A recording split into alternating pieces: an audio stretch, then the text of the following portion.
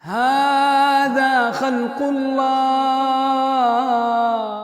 Assalamualaikum warahmatullahi wabarakatuh. Alhamdulillah, selalu saja lisan kita memuji Allah subhanahu wa ta'ala atas segala nikmat dilimpahkan kepada kita. Dan selalu kita ulangi nikmat Islam dan iman, karena dengan ini kita punya panduan hidup. Dan juga kita mengenal Tuhan kita Allah, kita mengetahui segala aktivitas yang boleh dan juga tidak boleh. Dan mana yang boleh dinikmati, mana yang tidak boleh dinikmati, serta mana yang dilarang oleh Sang Pencipta Allah subhanahu wa ta'ala. Dan menjadi orang-orang yang beriman kepada Allah adalah sebuah nikmat yang melimpah yang tidak terhingga. Selanjutnya kita panjatkan salam hormat kita kepada Nabi besar Muhammad sallallahu alaihi wa ala alihi wa sahbihi wasallam yang telah membawa kepada kita syariat Allah subhanahu wa ta'ala sehingga kita punya panduan hidup. Bapak Ibu sekalian, perlu Anda ketahui bahwasanya agama Allah subhanahu wa ta'ala ini memerintahkan kita sebagai penganutnya atau agama Islam agar selalu berusaha. Islam ini agama bergerak. Islam paling membenci malas, paling benci putus asa. Islam paling membenci orang dendam. Semuanya yang buruk-buruk itu tidak ada. Yang ada optimisme. Kita selalu bisa, kita selalu bergerak. Dan dalam sebuah syair disebutkan oleh seorang muslim, taharrak fa inna fi harakati barakah. Selalu bergerak, produktiflah. Karena itu akan mendatangkan keberkahan. Ya. Nabi SAW selalu berlindung dari malas, tidak mau bergerak, tidak mau beraktivitas, tidak mau produktif. Itu semua Nabi SAW berlindung kepadanya. Sampai beliau menjadikan doa khusus setiap kali mau salam membaca itu ya. Wa'udzubika minal kasali wal jubn. Dan ya Allah, aku berlindung kepadamu dari sifat malas dan juga pengecut. Ya. Karena memang Islam adalah agama bergerak. Kita lihat sendiri aktivitas kita ya. Sholat ada gerakan badan. Kita kemarin tawaf, iya. Kita sa'i, jalan. Ya. Jadi memang agama ini agama bergerak sebenarnya. Kita bisa lihat seperti itu. Ya, kemudian juga banyak aktivitas yang lain. Seperti kita kalau ingin mendapatkan pahala dari nafkah kita bekerja, ingin berinfak, bangun masjid, kemudian jihad misalnya, itu semua butuh gerakan-gerakan. Jadi nggak mungkin bertemu antara Islam dengan orang-orang yang vakum ataupun malas, itu nggak mungkin. Ya, Islam selalu menyuruh kita bergerak. Bahkan kata Nabi SAW, kalau di tangan seseorang di antara kalian ada bibit tumbuhan dan dia tahu besok terjadi kiamat, tetap dia tancapkan. Walaupun kita sudah tahu besok akan terjadi kiamat, tidak ada kata-kata putus asa. Kita yakin kalau kita tancap maka kita akan mendapatkan pahala dari pohon tersebut. Makanya Abdullah bin Umar radhiyallahu anhuma, beliau pada saat sudah sangat tua, rambutnya sudah putih semua, alisnya putih, jenggotnya putih semua, sudah sangat tua. Di atas 90 tahun masalah umur beliau. Beliau meletakkan memegang bibit pohon kurma. Dan kita tahu pohon kurma ini mirip pohon kelapa, dia cukup lama baru berbuah gitu. Walaupun nanti setelah berbuah umurnya juga panjang ya. Jadi pohon-pohon yang umur panjang itu seperti buah kurma, buah zaitun, ya itu bisa sampai ratusan tahun umurnya gitu. Nah, tapi beliau pada saat itu pegang bibit kecil, lalu beliau ingin menanamnya. Maka beliau tancapkan ke tanah. Setelah ditutup dengan tanah, ada orang-orang yang datang mengatakan, wahai Abdullah bin Umar, kapan kira-kira Anda akan menikmati pohon kurma ini? Kapan Anda akan menikmatinya? Maksudnya mereka pikir ini pohon masih lama, mungkin 15-20 tahun kemudian baru berbuah gitu. Maka beliau tersenyum sambil mengatakan, sesungguhnya kalau aku tidak bisa menikmatinya maka akan dinikmati oleh orang yang datang setelahku. Dan Nabi SAW mengatakan tidak ada seseorang yang menanam sebuah pohon, ya kemudian dinikmati pohon itu oleh manusia, jin atau hewan-hewan kecuali penanamnya akan panen pahalanya. Maka betul-betul dalam Islam selalu aja ada optimisme. Dan Nabi SAW juga mengatakan, aku sangat tidak suka dengan pesimis. Saya tidak bisa, saya tidak mampu, ya, dan seterusnya. Tetapi aku sangat suka dengan al-fa'al. Dan makna al-fa'al adalah kalimat optimis. Saya bisa, saya akan mampu, saya akan raih. Teman-teman sudah tahu belum kalau para sahabat Nabi Ridwanullah alaihim ada di antara mereka yang masuk Islam umurnya sudah 60 tahun, 70 tahun. Tapi mereka tidak putus asa untuk menghafal Al-Quran. Mereka tidak putus asa tetap untuk meninggal mati syahid di medan perang. Mereka tidak putus asa untuk tetap datang menuntut ilmu. Ya. Sampai ada di antara sahabat yang datang ke masjid untuk belajar ataupun sholat 5 waktu itu harus ditopang oleh teman-temannya karena tua dan lemahnya. Tapi seperti itulah Islam mengajarkan agar setiap orang penganutnya, setiap muslim itu selalu optimis dan selalu bergerak. Nah ini poin penting yang merupakan pondasi tawakal. Karena tawakal artinya adalah orang bekerja dulu, setelah dia bergerak bekerja, agar dia bisa sukses, maka dia kemudian menyerahkan hasil usahanya kepada Allah Subhanahu wa taala. Ibnu Rajab Al-Hambali menjelaskan tentang tawakal ini.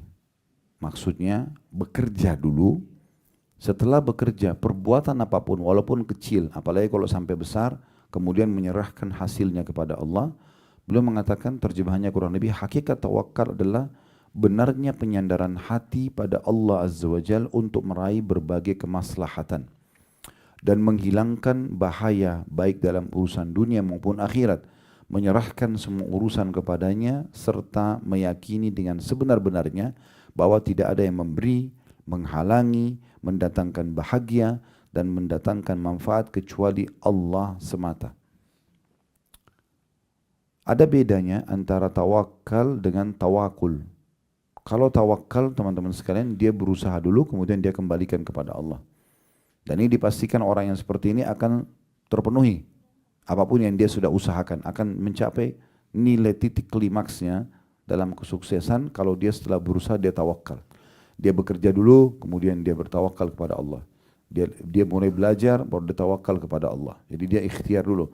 Maka dipastikan nanti hasil ikhtiarnya atau upayanya walaupun itu kecil, yang penting bukan sesuatu yang diharamkan dalam agama, pasti akan mendatangkan kebahagiaan dan pasti akan meraih apa yang dia inginkan. Seperti itulah. Yang penting dia ikuti hasil perbuatannya kepada tawakalnya. Dan kalau tawakul adalah seseorang yang menggantungkan sesuatu pada Allah tapi tanpa ikhtiar. Nah, cara memahaminya begini. Pernah di Masjid Nabawi ini, masjid di depan mata kita yang alhamdulillah kita bisa sholat sekarang. Itu Bapak Ibu sekalian, ada satu sahabat dia ingin mendengarkan pengajian Nabi SAW. Begitu dia mau masuk masjid, dia lagi pegang tali kekangan untanya, kemudian dia ragu antara ikat atau enggak ya. Terus dia bilang, sudahlah saya tawakal kepada Allah. Tidak diikat, kemudian dia mau masuk pengajian. Sahabat ini mengatakan, saya bertawakal kepada Allah. Lalu dia masuk masjid, untanya lari, dia kejar, tidak ketemu untanya. Maka dia pun kembali ke masjid, pengajian sudah selesai. Karena Nabi SAW tanya, ada apa dengan kamu? Dia bilang, ya Rasulullah, tadi ceritanya begini. Kata Nabi SAW, keliru, iqilha wa tawakkal ala Allah. Ikat dulu untamu, baru bertawakal kepada Allah. Jadi harus ada ikhtiar dulu, baru serahkan kepada Allah. Berapa banyak orang yang justru menganggap ini adalah hal tidak penting. Mereka menganggap tidak penting untuk berusaha dulu baru serahkan kepada Allah. Jadi jangan sampai kita nggak usah kunci mobil, nggak usah kunci rumah, toh nanti tawakal kepada Allah.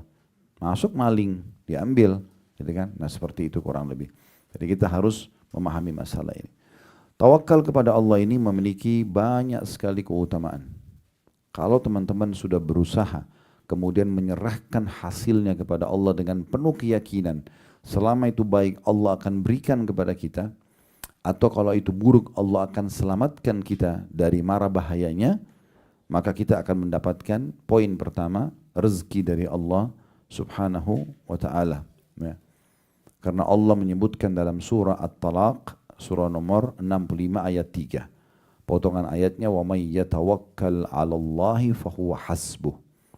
Siapa yang bertawakal kepada Allah, maka Allah akan jadi pencukup baginya. Jadi ini pencukup ini, Ibnu Rajab mengatakan tawakal adalah seutama-utama sebab untuk mendapatkan rezeki. Karena memang Allah mengatakan fahuwa hasbu.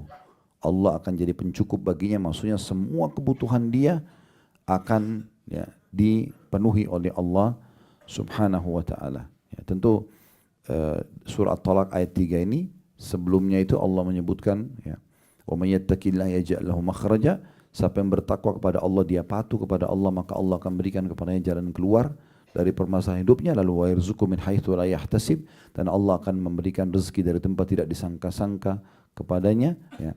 Wa may yatawakkal 'ala Allah fa huwa hasbuh. Oleh karena itu kata Allah, siapa yang mengembalikan urusan hasil daripada perbuatannya kepada Allah, maka Allah akan jadi pencukup terhadap semua kebutuhan dia. Jadi disebabkan karena tawakal inilah kita akan mendapatkan kecukupan.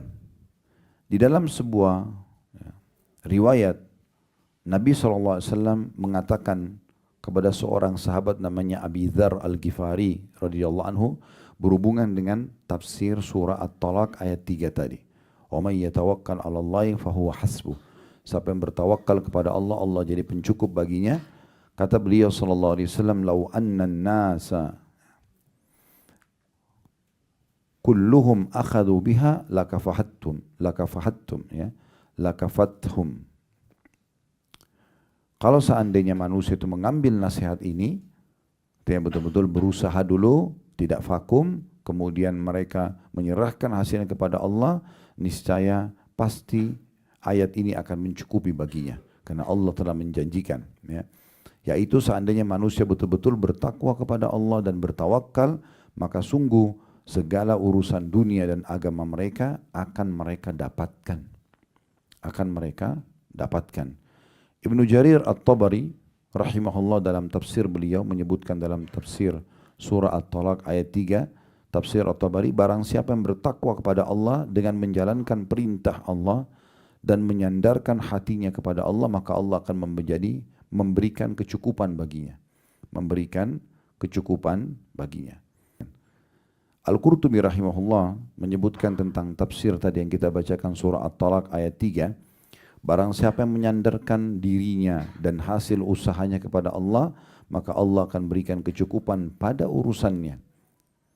Asy-Syaukani ini juga salah satu ulama mengatakan, barang siapa menyerahkan urusannya pada Allah, maka Allah akan berikan kecukupan akan semua kebutuhannya. Tapi ingat ya, ikhtiar dulu, kemudian serahkan hasilnya kepada Allah. Jangan pernah ikhtiar kemudian mengatakan, kayaknya saya tidak akan dikasih sama Allah, kayaknya doa saya tidak akan diterima. Maka akan diberikan sesuai dengan niatnya. Ya, harus kita menjalankan sunnah Nabi SAW. Berdoalah kalian, mohonlah kalian kepada Tuhan kalian dalam kondisi kalian sangat yakin diterima, karena Allah tidak akan menerima doa dari hati yang lalai. Oleh karena itu teman-teman sekalian, kita harus paham tentang poin ini ya. Jangan tadi seperti orang-orang yang belum ikhtiar, kemudian mereka langsung mengatakan mereka bisa mendapatkan rezeki. As-Sa'di berkata rahimahullah, barang siapa yang menyandarkan diri pada Allah dalam urusan dunia maupun agama untuk meraih manfaat, saya ulangi, barang siapa yang menyandarkan diri pada Allah dalam urusan dunia maupun agama untuk meraih manfaat dan terlepas dari kemudaratan, maka ia pun menyerahkan urusannya pada Allah, maksudnya supaya hasil usahanya maksimal dan juga tidak kena mudarat. Dia minta kepada Allah agar diselamatkan, maka Allah akan mencukupi urusannya.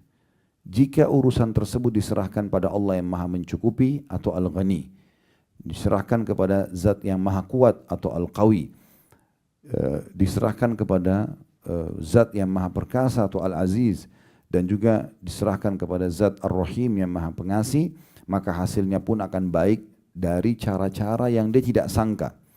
Namun kadang hasil tersebut tidak datang saat itu juga dan diakhirkan sampai waktu yang paling tepat. Maka Maha Suci Allah yang lebih mengetahui kapan seorang hamba itu mengetahuinya atau kapan hamba itu akan mendapatkannya. Jadi kalau misalnya ada teman-teman sudah ikhtiar nih, kita berusaha buka usaha, kita berikhtiar untuk dapat anak, berikhtiar untuk mendapat pasangan, berikhtiar apa saja, kita sudah ikhtiar nih maksimal. Menurut kita begitu. Nah, tinggal tawakal kepada Allah, serahkan kepada Allah dengan dia dalam hati begitu, menyandarkan ini hasilnya kepada Allah, maka Allah akan mudahkan nanti. Ada orang yang diberikan langsung, ada orang yang ditunda sampai waktu yang Allah lebih tahu itu tepat buat dia. Kalau diberikan misalnya sekarang, maka mungkin akan luput dari dia syukur, akan luput dari dia mendapatkan pahala sabarnya misalnya, tapi Allah terlambatkan sampai waktu tertentu.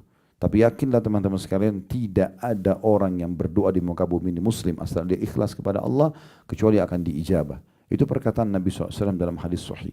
Tidak ada seorang muslim yang berdoa di muka bumi ini kecuali pasti akan diijabah oleh Allah Subhanahu wa taala. Dalam riwayat lain, kecuali melalui 3 tahapan. Yang pertama diberikan langsung pada saat itu, yang kedua akan dihilangkan musibah akan menimpa dia dengan doa itu, atau akan disimpankan dalam bentuk pahala yang dia panen pada hari kiamat. Kenapa Ustaz masih ada doa saya yang belum saya lihat hasilnya? Mungkin dia belum tawakal. Dia belum menyandarkan urusan itu kepada Allah. Tidak diikuti dengan keyakinan Allah akan terima, tapi ragu-ragu. Diterima enggak ya? Kok saya belum lihat hasilnya? Nah ini yang Nabi SAW mengatakan. Akan diterima permintaan seseorang dari kalian selama dia tidak tergesa-gesa. Kata para sahabat, ya Rasulullah bagaimana cirinya orang tergesa-gesa? Kata Nabi SAW, dia mengatakan aku telah berdoa belum lihat hasil, lalu dia berhenti berdoa. Sehingga akhirnya dia tidak jadi mendapatkan apa yang dia harapkan tersebut. Jadi ini poin pertama, Allah akan berikan kepadanya rezeki dari tempat tidak disangka-sangka dengan bertawakal kepada Allah Subhanahu wa taala. Kemudian teman-teman sekalian, yang kedua yang bisa kita dapatkan adalah seseorang kalau bertawakal selain mendapatkan rezeki, maka juga dia akan masuk surga tanpa hisab. Jadi ini keutamaan yang luar biasa. Orang kalau menyerahkan hasil usaha, berusaha dulu lalu dia sandarkan kepada Allah, diikuti dengan penuh keyakinan Allah akan memberikan apa yang dia harapkan, apa yang dia minta, baik dalam waktu dekat atau mungkin ditunda beberapa saat, dan dia jangan putus asa, terus dia kejar dan minta kepada Tuhannya, terus dia manja dan mohon kepada Tuhannya, maka Allah akan kasih. Puncaknya dia akan dibalas nanti masuk ke dalam surga. Sebagaimana hadits Ibnu Abbas radhiyallahu anhuma, beliau mengatakan bahwasanya Rasulullah SAW bersabda, "Yadkhulul jannata min ummati 70,000 bighairi hisab." Akan masuk surga dari umatku 70,000 tanpa dihisab. Ya semoga kita termasuk insyaallah ini. Tanpa dihisab maksudnya tidak pula lagi ditimbang-timbang amalnya. Memang ada orang ini VIP, ya. InsyaAllah ada satu judul ceramah yang kami susun, jadilah VIP. Ya. Itu nanti materi tabligh akbar insyaAllah. Tujuannya untuk membahas bagaimana setiap orang muslim harus jeli selama mereka hidup. Mereka kenapa tidak menjadi orang-orang yang VIP yang bisa lolos di dunia, dapat rezeki dengan mudah, mudah disukai oleh manusia, disukai oleh Tuhannya. Dan ada caranya semua untuk menjadi orang seperti ini. Fasilitasnya sangat bagus di dunia. Di akhirat juga mereka akan mendapatkan yang terbaik. Bahkan melewatin sirat golongan pertama seperti kilat cepatnya masuk surga dan mendapatkan derajat tertinggi. Semuanya bisa akan didapatkan. Kata Nabi SAW, akan ada 70,000 dari umatku, mereka masuk surga tanpa hisab. Dengan sangat mudah. Ini VIP ini. Lalu kata Nabi SAW, humul ladina la yastarqun. Mereka adalah orang-orang yang tidak minta diruqyah. Ya. Dari sini maksudnya ada orang yang tanpa sebab.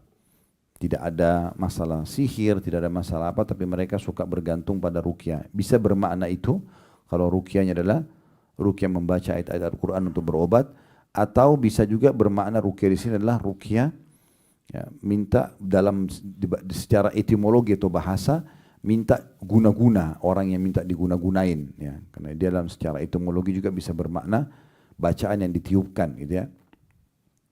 Tapi intinya di sini sebenarnya ulama mengatakan mereka tidak minta ruqyah, tidak minta untuk dibacakan ayat-ayat, sementara mereka tidak bermasalah.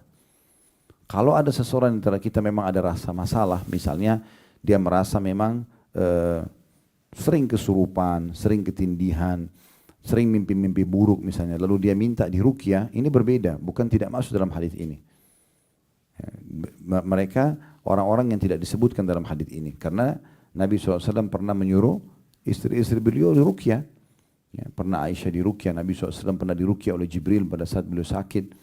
Ya, waktu Jibril dalam hadis sahih menanyakan kepada Nabi SAW, ada apa dengan Muhammad? Kata Nabi SAW, aku sedang sakit, terganggu. Maka Jibril pun membaca doa ruqyah masyhur, Bismillah arkik, min kulli syarrin yu'dik, wa min syarri nafsin wa ainin hasid, Allah yashfiki, Bismillah arkik. Maka ini ya, yang dibaca oleh Jibril kepada Nabi Muhammad SAW tentang doa ruqyah. Ya, berarti dibolehkan gitu ya. Bahkan kata Nabi SAW, la ba'sa birruqyah malam takun syirkan. Boleh beruqyah selama tidak ada kesyirikan di situ. Maksudnya adalah memang ada sebabnya. Ya. Kemudian yang kedua, wala yatatayyarun, dan mereka tidak ya menggantungkan nasibnya pada benda-benda atau menganggap adanya sial-sial, ya.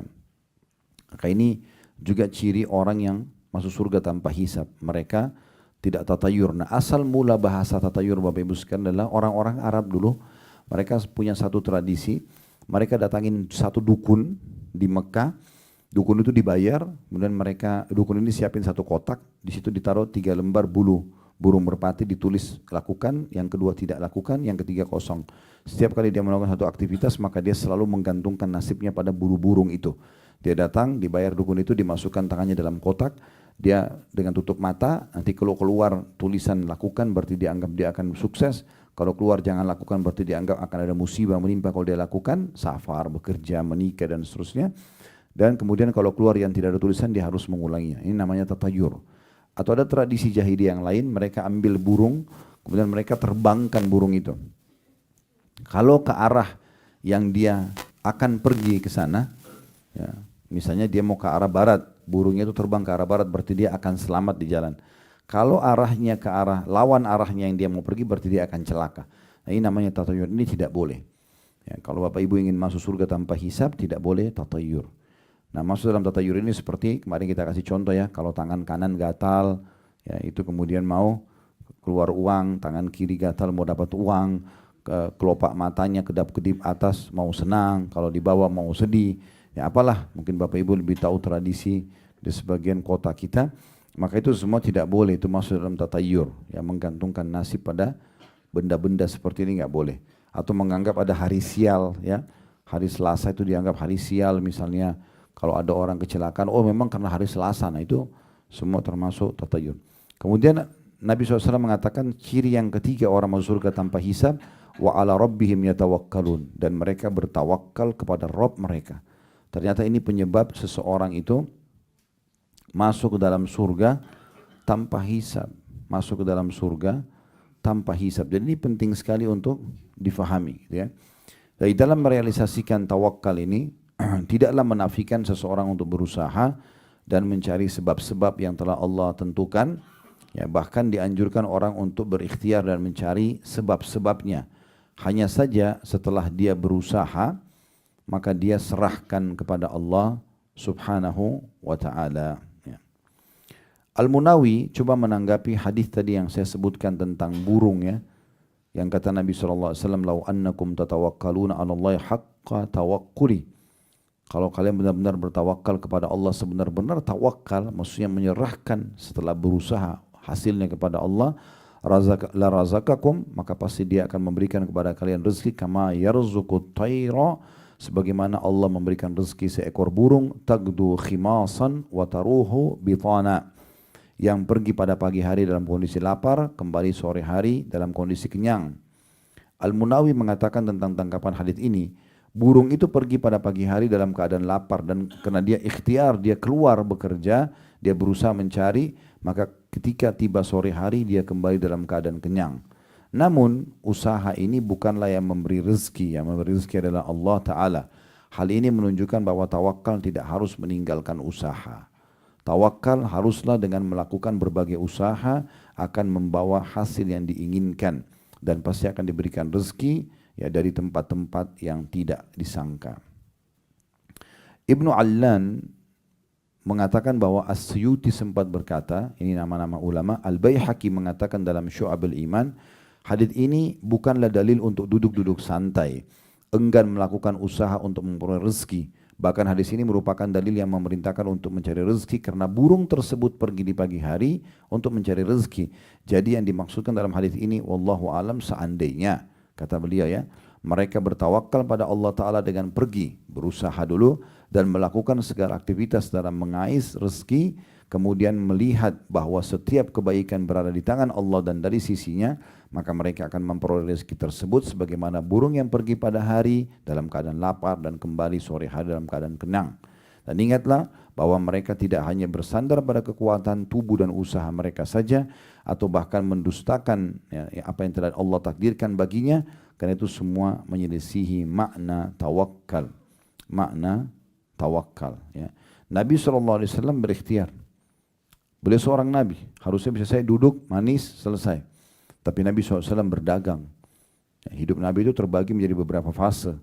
Fase pertama, mulai dari 8 tahun kita hitung ya, karena dari umur sebelum 8 tahun beliau masih dinaungi oleh ibunya sampai 6 tahun, kemudian 6 sampai 8 tahun kakeknya, semua kebutuhan dipenuhi. Nah, mulai 8 tahun di sini beliau sallallahu alaihi wasallam sudah mandiri. Karena hidup bersama pamannya Abu Thalib yang miskin, maka beliau sudah mulai ikhtiar. 8 tahun sampai umur 21 tahun, ya, kurang lebih 11 tahun, di situ beliau ikhtiar. Ini 13 tahun. Beliau ikhtiar mengembala domba. Umur 8 sampai umur 21 tahun. Itu kurang lebih 13 tahun beliau ikhtiar untuk mengembala domba supaya bisa menghidupi hidup beliau. Ini tidak mungkin terjadi kecuali memang karena didikan dari Allah SWT. Kemudian setelah itu dari umur 21 tahun sampai 40 tahun jadi nabi, itu fase di mana 19 tahun beliau jadi pengusaha. Dan menjadi pengusaha yang sukses. Setelah itu masa kenabian 40 tahun sampai meninggal 63 tahun, ini adalah gabungan semuanya. Beliau tetap berusaha, beliau tetap juga menjadi da'i, menjadi nabi, beliau juga menjadi seorang mujahid dan terus memotivasi para sahabat untuk meraih semua prestasi-prestasi dunia dengan bertawakal kepada Allah Subhanahu wa taala. Juga Allah Subhanahu wa taala telah menjanjikan kepada nabinya sallallahu alaihi wasallam kemenangan di Khaybar, ya, kurang lebih 180 km dari sini ada benteng Yahudi, ada 9 benteng Yahudi yang ditaklukkan oleh Nabi SAW di perang Khaybar itu. Waktu itu turun firman Allah SWT, sebelum ke Khaybar, Allah akan berikan kemenangan kepada Nabi SAW dan pasti menaklukkan 9 benteng itu. Pertanyaan sederhana, apakah Nabi SAW setelah menerima berita gembira ini, kemudian duduk manis, udah di Madinah aja, toh juga akan dapat kemenangan, Allah sudah janji? Tidak. Beliau bentuk pasukan, beliau membawa senjata terbaiknya, kuda terbaiknya, kemudian menuju ke Khaybar. Dan apa Bapak Ibu sudah tahu waktu tiba di Khaybar itu para sahabat teriak-teriak, Allahu Akbar, Allahu Akbar, itu lihat benteng Yahudi. Ini yang Allah janjikan. Kata Nabi SAW, jangan kalian teriak-teriak dalam memanggil Tuhan kalian, karena Allah tidak tuli. Cukup dengan suara biasa saja. Dan jangan berharap bertemu dengan musuh kalian, berharaplah musuh dengar kalian, mereka ketakutan. Ya, sehingga kalian sudah menang tanpa peperangan. Tapi kalau kalian harus berhadapan, maka kokohkanlah kaki kalian. Tapi Nabi SAW ikhtiar, dan Bapak Ibu perlu tahu, benteng pertama saja, benteng Naim namanya, atau benteng Naim. Benteng Naim ini dikepung oleh Nabi SAW 43 hari. Dan sementara pengepungan itu sempat ada masa kelaparan. Dan sempat kelingking beliau kena anak panah Yahudi. Padahal sudah dijanjikan kemenangan. Tapi Nabi SAW terus ikhtiar mengejar janji Allah itu. Tidak berhenti. Nah, ini hakikat tawakal di situ. Jadi dia walaupun sudah dijanjikan misalnya orang muslim akan dikasih rezeki, orang yang doa akan diterima. Beliau selain berusaha, beliau juga mengejar dan coba meraih apa yang sudah Allah janjikan itu. Dan begitu juga Allah menyebutkan dalam surah Al-Anfal tentang pentingnya setiap orang di antara kita mempersiapkan diri untuk berperang. Ya. Bukan berarti orang mukmin itu dijanjikan kemenangan oleh Allah. Allah bisa turunkan malaikat membantu dalam peperangan, mereka lalu tidak ikhtiar, tidak, mereka latihan, mereka melatih kudanya, mereka menajamkan pedangnya, mereka menajamkan anak-anak panahnya, ujung anak panahnya, dan seterusnya. Ini ikhtiar. Makanya Allah bilang dalam surat Anfal, wa'iddu lahum mastata'tum min quwwatin wa min ribatil khair. Dan persiapkanlah yang terbaik dari diri kalian untuk menghadapi musuh-musuh Allah itu, ya, sesanggup kalian, ya. Dan juga dengan melatih kuda-kuda yang ditambat untuk berperang. Jadi semua ini adalah makna daripada tawakal kepada Allah Subhanahu wa taala. Ini kurang lebih gambaran tentang masalah tawakal. Maka kita harus memahami, kerja dulu, berusaha dulu, kemudian kita serahkan kepada Allah Subhanahu wa taala. Mungkin begitu saja, kita tutup dengan kafaratul majlis. Subhanakallahumma bihamdika asyhadu an la ilaha illa anta astaghfiruka wa atubu ilaik. Wassalamualaikum warahmatullahi wabarakatuh.